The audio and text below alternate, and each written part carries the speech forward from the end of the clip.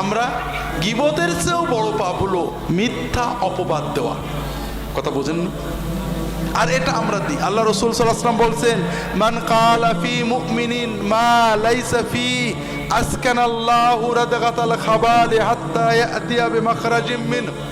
যদি কেউ কোনো মুসলমানের ব্যাপারে এমন কথা বলে যেটা সত্য নয়, কিয়ামতের দিন জাহান্নামের মানুষদের রক্ত, পেশাব, পায়খানা, পুজ যেখানে জমা হবে সেই সাগরের ভিতরে আল্লাহ তাআলা ওই ব্যক্তিকে রেখে দিয়ে বলবেন, তুমি যে অমকের ব্যাপারে কথা বলেছিলে এই কথার দলিল দিয়ে এখান থেকে বেরোবা।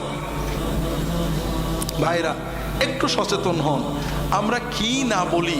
বিশেষ করে যারা ইসলামী আপনারা এখানে আছেন, এক দল আর এক দলের বলি ও হলো ইহুদি খ্রিস্টানের দালাল, ও হলো আমলিগের দালাল, ও হলো কি বলে বিএনপি